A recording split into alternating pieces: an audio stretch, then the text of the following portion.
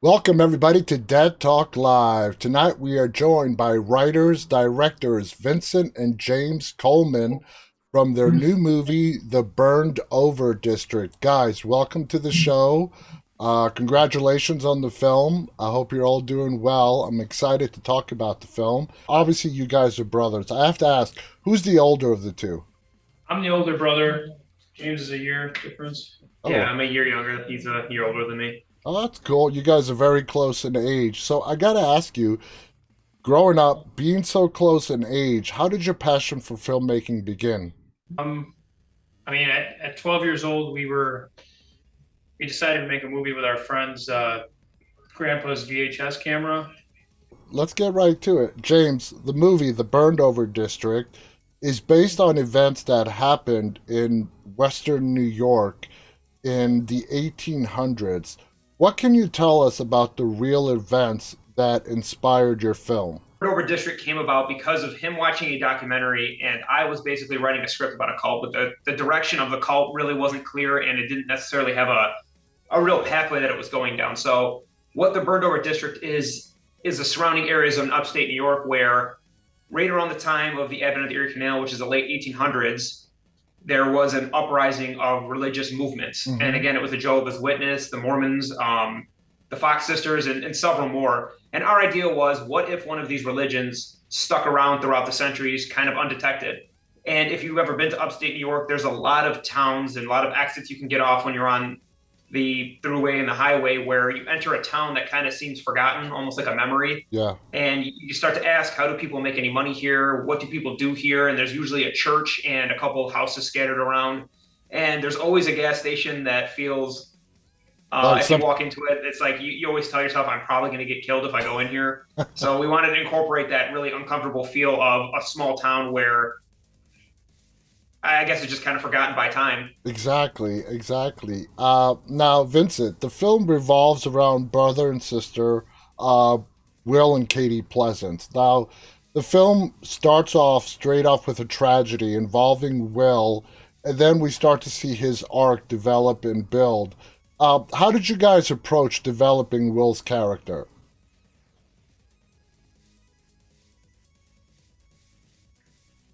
That was for Vincent. He said, How do we approach developing our own character? I'm sorry, we're gonna have to repeat the question. That's Yeah, fine. can you give us one sec to kind of figure out this technical thing? This is a little bit of a pain here because of the live feed. Well, let me see if I can. Let's do this. Hold on. Maybe I can help on my end here. Let me see. Does that make it better for you guys? Is that a little better? Yeah. A little bit, yeah. Okay. All right. So, Vincent, when it came time to create Will's character, how did you guys approach it? What were some of your influences behind his character? Well, we put a lot of ourselves into the characters. Honestly, a lot of things. I think a lot of writers do that where they not necessarily insert themselves into the story. That's a big mistake. But a lot of things we went through in our lives, we try to kind of pull from that. And we see the sister has a lot of turmoil and animosity with her mother, and she doesn't necessarily seem like she cares too much about what's going on with her brother. And not to say that's our mother, but we know people that are like that, Mm-hmm. and we like that dynamic where you feel like you can never really make someone happy. And that was actually the thought behind Katie's character is that Katie, no matter what she could do, was never good enough for anybody. Even though she was so kind and giving, and trying to be there for her brother, and even trying to navigate, doing that with her mother around, who just seems to be miserable and can never please her. And we wanted to have that. Although it's not said, there's an implication that the parents are divorced and they never got along anyways, and it kind of Yeah. falls onto the children. And that's why our main character Will has moved away. He doesn't want to be around them. You don't really see him interact much with his mother at all because, yeah, I guess it's just Well, really not what he wants to do. It's just something he's trying to get away from. and my impression of the mother is she's a very mean woman. I mean, not the warmest of mothers out there. She's kind of cold-hearted in how she regards other people, and I think that plays big in how Will's character and Katie's develop because it gave me a background into how these two people became the way they were. Now, Vincent, this film has quite a few different elements: Native American lore, paranormal phenomenon. How did you guys try to balance all these different elements into the film? To actually answer your first question, Katie and Will's relationship is so close because when you grow up in a situation like that where your parents aren't necessarily emotionally there for you and kind of nasty, and you're always kind of looking for that validation, that you end up getting very close with your siblings. And that's really what we wanted the film to be about, is the relationship between the brother and sister. But to go off what you're saying with the elements, that's one thing we talked about. Is we originally approached it with, we want to do one of those films that's kind of a slow burn, kind of like a contemporary ghost story in the beginning, a horror story where, you know, you're discovering some weird things, and is it what we think it is? Is it ghosts? Is it demonic? Is it just crazy people? But the thought always was we wanted to turn up the craziness to 100, and there was going to be that shift no matter what in the middle of the film, where it goes from the lighting is very calm and normal and just a regular life type thing, and then as things get crazy, you know, you get into that neon kind of insanity where the lighting is crazy, and then all the things you're seeing are crazy, and it's like almost like it's basically a dream turned into a nightmare, like a cosmic dream. Like we took a lot of inspiration from like Mandy, Color Out of Space, but the original opening, like the first, I'd say 30 to 40 minutes are very much like an A24 film, where it's very, you know, things are happening, but it's at a very slow pace where you're really getting to know the characters and seeing these things happen to them before things turn up to 100. Yeah, yeah. Now, in the film, very prominent on Will's property is this big hole in the ground, okay? Now, that can be seen representing the paranormal aspect. The lore behind it is Native American. For you guys writing that into the script, what is that big hole in the back of Will's property? What does that mean, and how does it ultimately affect the outcome of how this story, where this story is being taken? So ultimately, the hole is supposed to represent. It's supposed to represent. I don't know how to explain this the best way, but the hole is basically a man-made creation of evil, and what that is when the character says to him, "It'll make you see things that aren't real," and that they used to discard the evil that lived amongst them.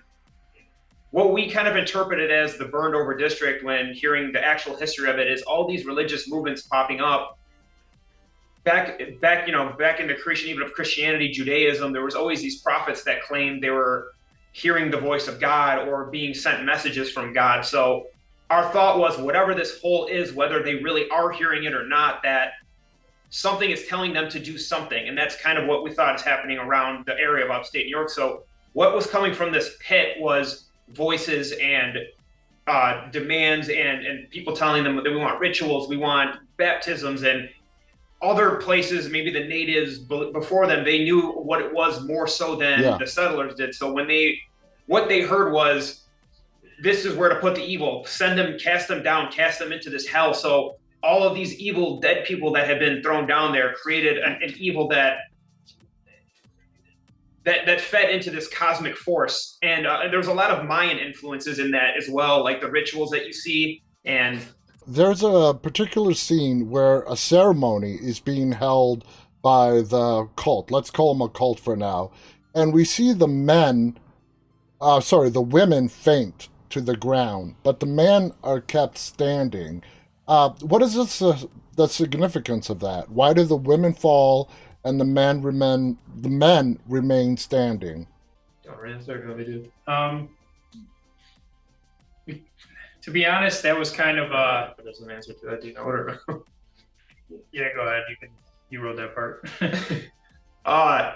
So really what it is these messages, these voices, this calling that they're getting, it's very orgasmic for the women, because women are the ones who bear the children, and that's what the cult is continuing to try to keep their beliefs alive, and obviously as time goes on that dwindles and people aren't necessarily into it. So when you have these kids you can indoctrinate at such a young age, and these women now are actually hearing that. As you see later on, Fred's daughter says, "I'm sorry, you're as blind as the rest of them," because it is a calling that only they're able to see at these exact moments throughout these rituals that most people can't. So when Katie and Will are actually being called to it, it's special. They're basically what these prophets are. They're the ones that don't need the ritual. They don't need to be brought in. They're actually already hearing it. They're already open to it spiritually to be a part of whatever this is. Okay. Now, Vincent, this cult has existed for hundreds of years. Are we supposed to take like the leader of this cult? Is he a madman, or does he have a real connection to the other side, some kind of cosmic connection, or is he just like real life cult leaders that we see today that are power hungry and they're just crazy? We wanted the audience to feel like he was crazy in the beginning, but then we decided early in the movie to see that he actually wasn't when you saw that beam scene with the hole, because we wanted you to feel the lead character's reaction to seeing something, that they couldn't explain. So they, in the back of their heads, it's like they know something's going on, but they still are trying to save each other and figure it out. If that makes sense. Yeah, yeah. James, there's another scene when Will is captured and he's being drugged towards that pit. He's sort of splayed out in this biblical crucifixion style. I'm assuming that was done deliberately. Am I correct? Yeah, actually, the whole character breakdown, we kind of wanted to have a Christ figure and then kind of an antichrist. So Daniel Danson and Will, and you have Daniel Danson with the darker facial hair, the longer hair, but they look similar but contrasting. And yes, I mean, there's a lot of Christ-like references when you pay attention to it. He's splayed out, the white shirt, the hair's down, the beard. He's stabbed in the abdomen, tossed into the hole, and then there's a rebirth where he comes back, and it's like, that, how Christ returned eventually. Yeah, I totally get it. Now, there's a moment where the mother goes into a room and she is followed by a hooded figure very quickly. It reminded me of The Exorcist 3 in that very, very scary moment. Who came up out of you two with that idea to sort of pay tribute to The Exorcist 3? I'll have to take credit on that one, even though we really do think of all the ideas together. That was a really cool scene to me, because you weren't expecting that long take that went on forever to someone to come out with, I forgot, was it like hedge clippers or something? Or shears or whatever you call them. But that was that scene always stuck with me since I was like 7 years old. It has stuck with a lot of people. Movie, yeah, that was definitely a moment. Yeah, because I remember there's certain moments you remember in horror films, and that's one of those that always, hey, you remember that awesome scene in Exorcist 3? And I was like, why not do something similar to that? Because at this point, we didn't show any cult, and I think a lot of what we want to do is a misdirection, where we didn't want people to know really what this movie was. So when you see that quick moment of this big guy come on and grab her, you're really asking, what the hell is happening now? Like, because there's really no indication of this yet. Yeah, and I'm with you in The Exorcist 3. That scene is still talked about today in being scary and just coming out of nowhere. Would you guys describe this group? Are they a cult per today's standards, or are they a legitimate religious group? How do you guys view them? I would say to themselves, they are a legitimate religious movement, but to the outsider, they come out as some crazy cult. Like Fred says to them, it's this Danson family, and they've ruined the town with their insanity. They've been a staple in this town since the beginning of their conception, basically. Since the late 1800s, they've been around worshiping. So it's very well known in the town, but as an outsider like Katie and Will, to them, it's like, who are these crazy people and what are they doing? And we tried to show that a lot of the town is mixed in with them. A lot of the politicians, the police force are all a part of this, and they might not be living in the mansion or be part of the main cult, but they're believing the things that they're told. And a lot of them probably haven't seen what the main cult has seen. They haven't seen the portals open up. They haven't gotten the messages. So for them, it's just blind worship.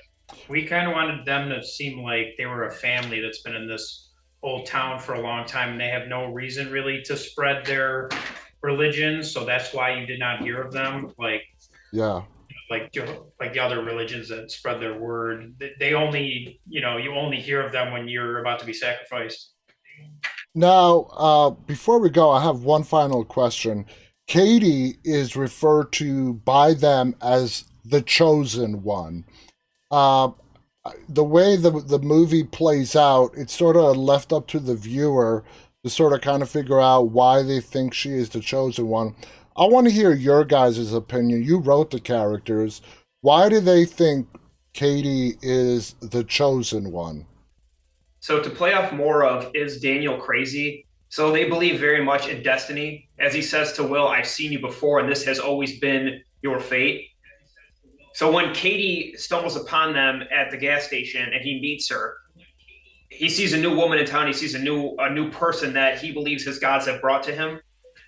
And then when they're performing that ritual, something called to her and brought them out to her. Mm-hmm. For him to see that, they think, okay, they chose you. And in this void of existence, they gave you this gift of sight. You can see it, you can hear it. You saw what happened. And in his arrogance, when they go to capture her, to bring her in, they take her brother and he says to him, what are the voices? What's down there? And in his arrogance, he doesn't realize that Will is the one that heard this too. So they are actually the chosen ones together. It's supposed to be them two who rule together. Yeah. And in his arrogance, he stabs him, casts him into this hole. And the beings that he says they look at us as playthings, they spit him back out without his knowledge that it's now a part of him. So when he comes back out, the whole destiny, his fate was to eradicate the cult and become their leader, ultimately. And then he offers. So when he keeps saying you're no longer tethered to your earthly attachments, so him still being alive keeps Katie from being able to fully rule until he becomes that being at the end when. Yeah. Basically, Daniel Danson, like, he pissed off the gods and, decided he wanted to be the one man with all these women surrounding him, but that's not what they wanted, and he got what he deserved. Exactly. Yeah. So instead of the cult worshiping their I don't want to say it's a god, it's a cosmic force. Yeah, it's like a deity. Instead of it worshiping them, he wanted them to worship him. Mm-hmm. So when God was presented to him, he broke to his knees screaming, God, please, like from life to death, screaming to God. And then his God is actually comforting him. But if you pay attention, Will spits up blood right before he gouges eyes. It's Will. Oh, what's left of Will doing that? Yeah. What's left of his soul is still allowing him to have some control. We wanted to make it seem like Will had a choice there. He could have, had Daniel Danson still in that group, but he decided he was through with him after all that he put him through. So exactly, and it's the ultimate story. The fall of man is pride. Guys, I want to thank you so much again. The movie is called The Burned Over District. We don't have a premiere date yet for the public, but it should be coming out soon. Written and directed by our guests, Vincent and James Coleman. When it does come out, check it out. This film is very interesting. It's bloody. We didn't get to talk about the amount of gore and blood, but it's a great story. Lots of action, lots of blood. So congratulations to both of you guys on the film. I want to thank our audience, those of you who are tuning in live, and those of you who will be watching later on. On behalf of our guests, Vincent and James Coleman, and myself, stay safe, stay walking. Good night, everybody. All right. Thank you so much for having us. Absolutely. Yes, thank you. It's been great.